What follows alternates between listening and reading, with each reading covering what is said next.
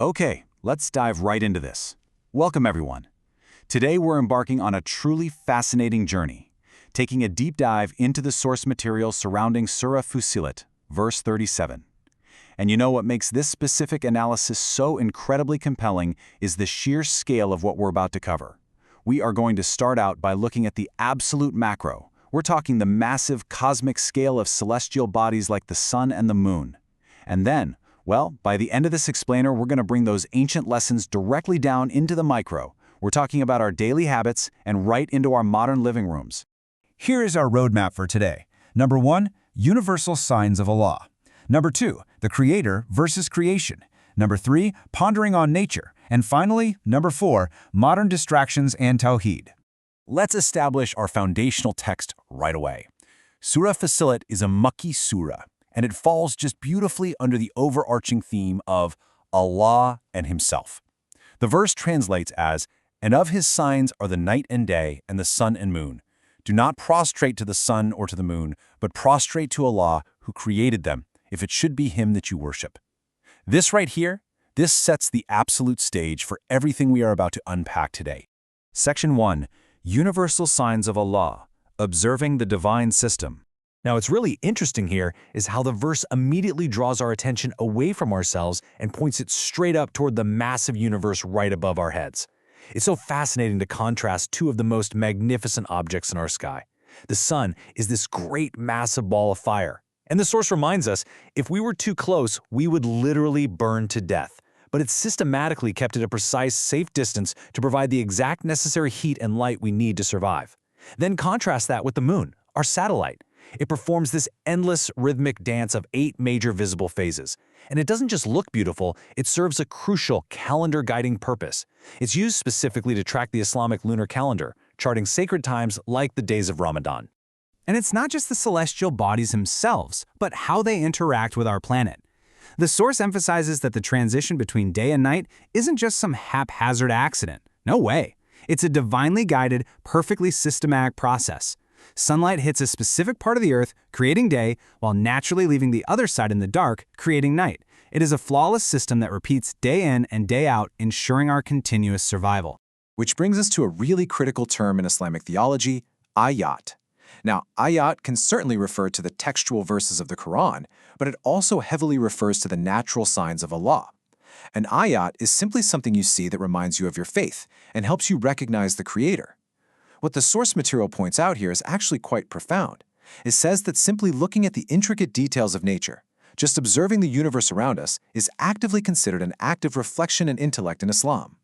Let's ground this with some really specific sensory examples mentioned in our source, because ayat aren't just abstract concepts. An ayat can be the feeling of lying on a traditional charpai bed out in a courtyard, just staring up at shooting stars in a crystal-clear night sky.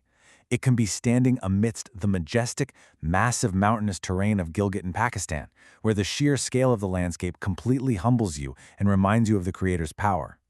It can even be human-centered sights, like seeing millions of people dressed in the simple white garments of Ihram, or laying your eyes upon the holy Kaaba.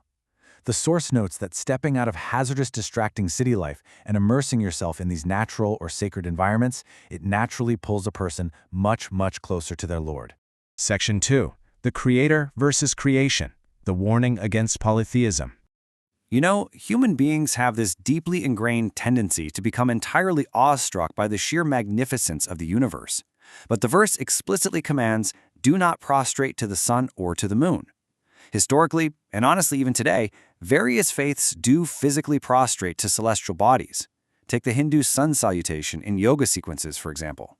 Now, while Muslims might use yoga stretches purely for physical exercise, Islamic theology strictly forbids any form of spiritual prostration or worship directed at the creation itself.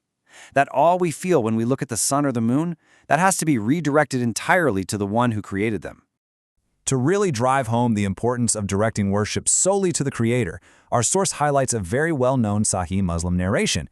It states that performing just one sincere prostration, just one sajda, exclusively to Allah, raises a person's status by 1 degree and completely erases one sin. Just one. Section 3. Pondering on nature, gratitude and duty. Let's think about why these celestial bodies are actually out there in the first place. They weren't just created to be beautiful artwork in the sky. Mankind is provided with incredible comforts for our survival. The sun provides our heat and light. The moon acts as a vital calendar and satellite.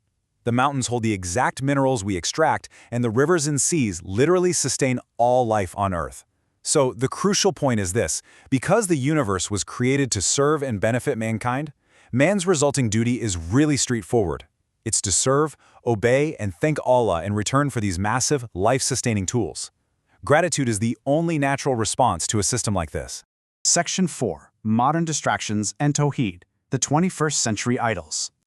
Let's move to our next point and see how this builds into our modern lives. The source asks a brilliant, narrative-shifting question. Are we lost and bewildered in His created world? It really challenges us to take a hard look in the mirror. Because we might easily sit back and say, well, I don't bow down to the sun or the moon, so I'm good. But are we truly subservient only to our Lord? Look at these. These are the modern creations that we metaphorically worship through our completely submissive attention. Mobile phones, television sets, cartoons, PlayStations, social media platforms like Facebook. The source provocatively suggests that, sure, while we don't physically prostrate to the stars, we often give our screens the absolute devotion, the time, and the status that is actually meant for Allah. We skip prayers because we just can't put the phone down. We become completely submissive to a TV program, yet we spend incredibly little time reciting the Quran. These are our 21st century distractions. They steal our subservience right out from under us. And this brilliantly illustrates the ultimate takeaway of the source material: Tawheed. Tawheed is the core Islamic belief that Allah is the only one worthy of worship, submission, and ultimate obedience. True submission means recognizing the magnificent signs of the universe without worshiping them, and at the exact same time, actively rejecting the modern digital distractions that constantly vie for our absolute obedience. Which leaves us with this final, incredibly powerful question to ponder from the end of the verse. If you claim it is only Him you worship, are your daily habits truly submissive to your Lord? Are you prioritizing the Creator, or are you getting lost in the glow of His creation? Whether that glow comes from a massive sun up in the sky or just a small, backlit screen right there in your hands. I really hope this explainer gave you some deep food for thought about your own daily distractions and loyalties. Thank you so much for joining me to unpack this fascinating material today.